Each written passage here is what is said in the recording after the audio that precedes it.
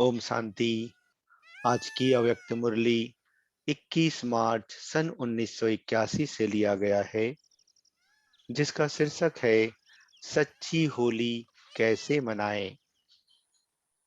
America के भाई बहनों से अव्यक्त बाप दादा की पर्सनल मुलाकात। एक एक रतन अनेक आत्माओं के कल्याण के निमित्त बने हुए हैं। आत्माओं को भटकते हुए देख रहम आता है ना। अभी तो और भी ज्यादा दुख की हाहाकार बढ़ेगी। ऐसे अनुभव करेंगे जैसे सुख की एक जरा सी झलक भी नहीं दिखाई देती।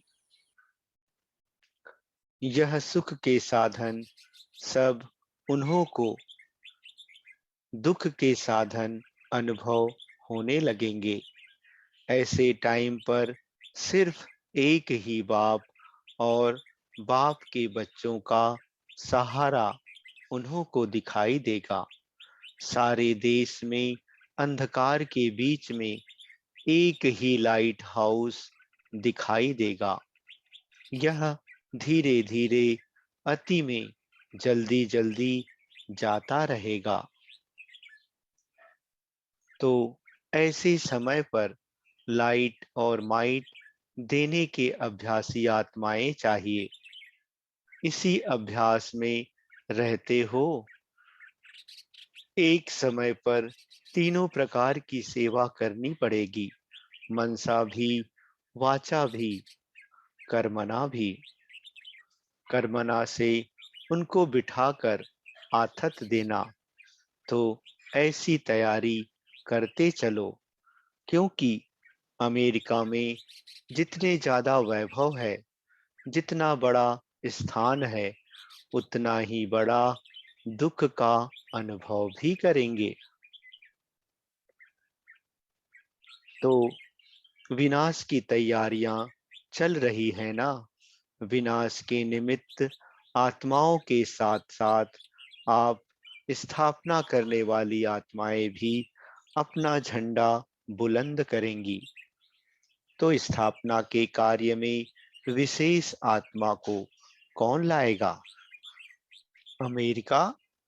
विशेष आत्माओं को लाने से अमेरिका का सेवा केंद्र भी वीआईपी हो जाएगा ना। सैन फ्रांसिस्को के भाई बहनों से अव्यक्त बाप दादा की मुलाकात। जैसा स्थान है, स्थान के अनुसार कौन सा झंडा लहराएंगे। साइंस वाले तो और भी जगह है, लेकिन यहाँ की विशेषता क्या है? बच्चे कहते धार्मिक नेताएं बहुत हैं। बाप दादा कहते एक भी धार्मिक नेता को अगर अनुभव करा दिया तो कितना नाम वाला हो जाएगा। तो यह विशेषता दिखाओ। जब वह लोग भी प्रैक्टिकल अनुभव सुनेंगे तो अनुभव के आधार पर आकर्षित होंगे। तो यह नवीनता दिखाओ। कुमारियां ऐसे विद्वानों को बाण मारें। यह कल्प पहले की यादगार है ना। तो वह कौन सी कुमारियां हैं? आप हो ना। कोई भी निमित्त बने, ब्रह्मा कुमार नजदीक लाएंगे और ब्रह्मा कुमारियां जीत प्राप्त कर विजय का झंडा लहराएंगी। आप ब्रह्मा कुमार शिकार को लाएंगे और आप शिकार को अपना बनाकर मरजीवा बना देंगी। पहला कार्य पांडवों का है। फल निकालने में थोड़ा समय लगता है। जो बीज डाल रहे हो उसका फल निकलेगा जरूर। प्यार से उन्हों की सेवा करनी है। उन्हों को महान महान कहते हुए अपनी महानता दिखानी है। अगर पहले उनको कहेंगे आप तो कुछ नहीं हैं, आप रॉन्ग कर रहे हैं, तो वह तुम्हारी सुनेंगे भी नहीं। इसलिए पहले महिमा करो। जैसे मुरली में सुनते हो ना, चूहा क्या करता है? पहले फूंक देता, फिर काटता है। ऐसे करो, क्योंकि फिर भी विकारी दुनिया को पिलर्स देकर ठहराने का काम तो किया है ना। तो जो किया है उसकी महिमा तो करेंगे ना। अच्छा अच्छा कहते अच्छा बनाते जाओ। तो समझा आपको कौन सा कार्य करना है? यह भी आपके मैसेंजर बन जाएंगे। इन्हों का आवाज तो बड़ा होता है ना, माइक बड़े होते हैं, इसलिए ऐसे ऐसे को संपर्क में लाओ जिसका नाम अच्छा हो, बड़ा हो।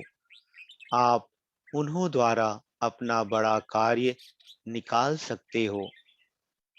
ब्राह्मण बढ़ाने की सेवा तो करनी ही है, लेकिन यह है एडिशन। कोई बड़ा प्रोग्राम रखो, उस प्रोग्राम में ऐसे वीआईपीज को कोई पोजीशन देकर बुलाने की कोशिश करो। उन्हों को इस कार्य में सहयोगी बनाओ। उनके पास कोई अनुभवी परिवार ले जाओ, तो उसके प्रैक्टिकल लाइफ का प्रभाव उन पर ज्यादा पड़ेगा, क्योंकि वह भी प्रूफ देखने चाहते हैं कि यह क्या करते हैं। अफ्रीका पार्टी के भाई बहनों के लिए अव्यक्त बाप दादा के मधुर महावाक्य। सेवा की वृद्धि का उमंग उत्साह तो सदा रहता है ना।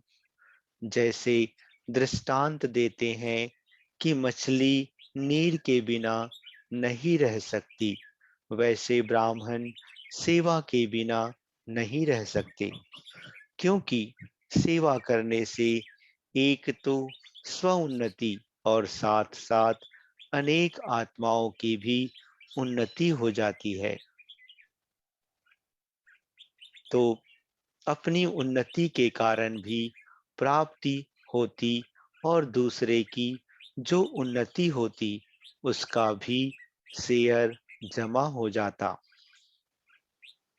इसलिए बाप दादा सदा कहते, ब्राह्मण वह जो याद और सेवा में सदा तत्पर रहें। याद में रहकर सेवा करना अर्थात मेवा ही मेवा है।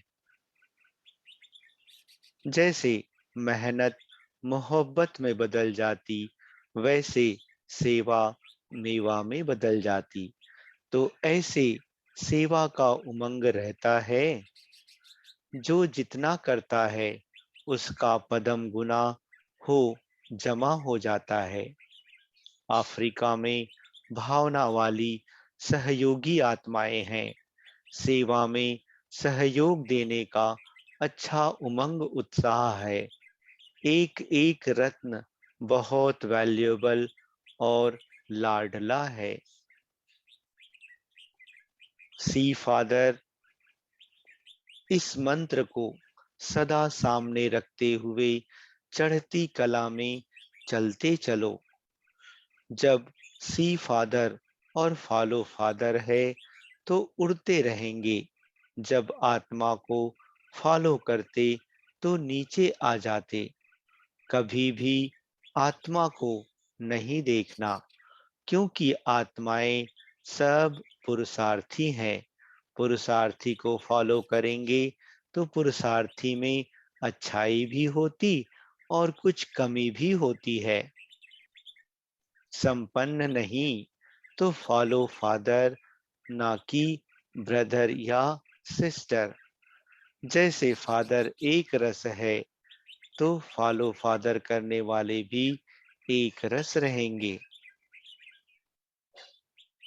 भारतवासी बच्चों को देखते हुए बाप दादा बोले, फॉरेनर्स का अपना भाग्य, भारत वालों का अपना भाग्य। भारत वाले भाग्यशाली ना बनते तो फॉरेन वाले कैसे आते। विदेश की महिमा लास्ट सो फास्ट के हिसाब से है, लेकिन जो है ही आदि में, वह आदि में ही रहेंगे। भारत वालों ने भगवान को अपना बनाया है और उन्हों को बना बनाया भगवान मिला है। अगर भारतवासी बाप को ना पहचानते तो उन्हों को पहचान कौन देता। बाप को प्रत्यक्ष करने के निमित्त तो फिर भी पहले भारत वाले हैं ना। गुप्त से प्रत्यक्ष पहले भारत वालों ने किया, फिर उन्होंने माना। जैसे दुकान खोलते हैं तो पहली रेड़ी पर या पटरी पर लगाते हैं, फिर वृद्धि होते होते बड़ी दुकान हो जाती। ऐसे भारत वालों ने पहले बहुत मेहनत की, दुकान खोले, तब तो आप लोग आए हो ना। जितना सहन भारत वालों ने किया, उतना फॉरेनर्स ने कहाँ किया है। इसलिए भारतवासी बच्चे इसमें नंबर वन हैं। जो सहन करने में नंबर वन है, उन्हें वर्षा भी उसी हिसाब से मिलता है। आप लोग प्रैक्टिकल चरित्र करने वाले हो और वह सुनने वाले हैं।